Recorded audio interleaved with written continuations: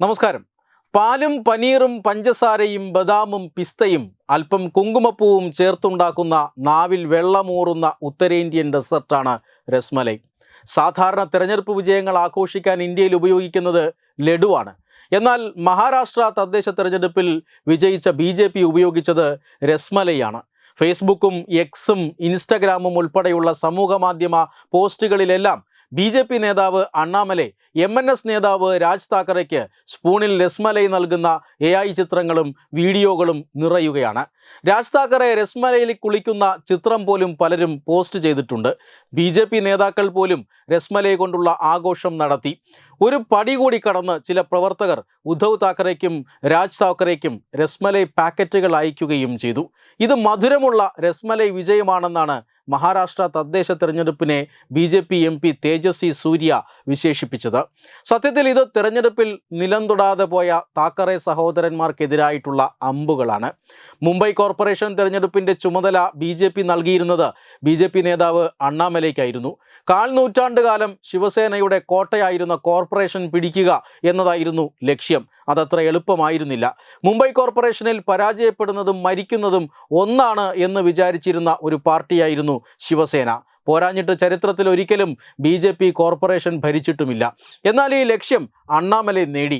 തെരഞ്ഞെടുപ്പിൽ അണ്ണാമലൈയുടെ നേതൃത്വത്തിൽ BJP ഒരുക്കിയ തന്ത്രങ്ങൾ എതിരാളികളെ പ്രതിരോധത്തിലാക്കിയിരുന്നു. ആ സമയത്ത് MNS നേതാവ് മഹാരാഷ്ട്ര നവനിർമ്മാൺ സേന എന്ന ശിവസേനയിൽ നിന്ന് ഒരു കാലത്ത് അടിച്ചു പിരിയുകയും ഈ തദ്ദേശ തെരഞ്ഞെടുപ്പിന് തൊട്ട് മുന്നോടിയായി ശിവസേനയോടൊപ്പം ഒരുമിക്കുകയും ചെയ്ത ഒരു പാർട്ടിയാണ് MNS.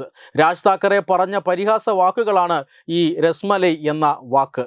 മഹാരാഷ്ട്രയിലെ തദ്ദേശ തെരഞ്ഞെടുപ്പിൽ പുറത്തുള്ളവർക്ക് എന്തു കാര്യം? ഒരു രസ്മലൈ എന്തിനാണ് ഇവിടെ വന്ന് കിടക്കുന്നത് എന്നാണ് അദ്ദേഹം ചോദിച്ചത്. കൂടാതെ ഹട്ടാവോ ലുങ്കി ബച്ചാവോ പുങ്കി എന്ന പഴയ പരിഹാസ മുദ്രാവാക്യവും അദ്ദേഹം പറഞ്ഞു. 1960കളിലും 70കളിലും ദക്ഷിണേന്ത്യക്കാരെ മഹാരാഷ്ട്രയിൽ നിന്ന് പുറത്താക്കാനാണ് ബാൽ താക്കറെ അവരെ കളിയാക്കിക്കൊണ്ട് ഈ മുദ്രാവാക്യം വിളിച്ചത്. അണ്ണാമലൈയുടെ പേരിനെയും അദ്ദേഹത്തിൻ്റെ തമിഴ് പശ്ചാത്തലത്തെയും കളിയാക്കുകയായിരുന്നു രസ്മലൈ എന്ന വാക്കുകൊണ്ട് താക്കറെ സഹോദരന്മാർ ചെയ്തത്. തന്നെ വ്യക്തിപരമായി അധിക്ഷേപിക്കാൻ ആദിത്യ താക്കറേക്കും രാജ് താക്കറേക്കും എന്താണ് അധികാരമെന്നും ഒരു കർഷകൻ്റെ മകൻ എന്ന നിലയിൽ താൻ അഭിമാനിക്കുന്നുവെന്നും തന്നെ ആക്രമിക്കാൻ മാത്രമാണ് ശിവസേന മീറ്റിംഗ് കൂടുന്നതെന്നും പറഞ്ഞ് അണ്ണാമലൈ തിരിച്ചടിച്ചു. അണ്ണാമലയും പ്രതിപക്ഷവും തമ്മിലുള്ള വാക്പോര് തുടരുന്നതിനിടയിലാണ് BJP മഹാരാഷ്ട്ര തെരഞ്ഞെടുപ്പിൽ മികച്ച വിജയം നേടിയത്.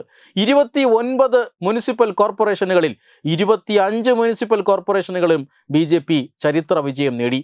ചരിത്രത്തിലാദ്യമായി മുംബൈ കോർപ്പറേഷൻ ഭരണം NDA നേടി. BJPയുടെ ഒരു മേയർ ബോംബെയിൽ വരാൻ പോകുന്നു. NCPയുടെ ശക്തി കേന്ദ്രങ്ങളിലും നാഗ്പൂരിലുമെല്ലാം BJP വൻപൻ വിജയമാണ് നേടിയത്. പതിറ്റാണ്ടുകൾ മുംബൈ ഭരിച്ച താക്കറയുടെ പാർട്ടി ഇന്നിപ്പോൾ നാമാവശേഷമായിരിക്കുന്നു. പറഞ്ഞ പണി വെടിപ്പായി ചെയ്ത് അണ്ണാമലൈ തമിഴ്നാട്ടിലേക്ക് മടങ്ങുകയും ചെയ്തു. ഈ സാഹചര്യത്തിലാണ് രസ്മലൈ കൊണ്ട് BJP മഹാരാഷ്ട്രയിൽ വിജയമാഘോഷിച്ചത്. വെബ് ഡെസ്ക് തത്വമൈ ന്യൂസ്.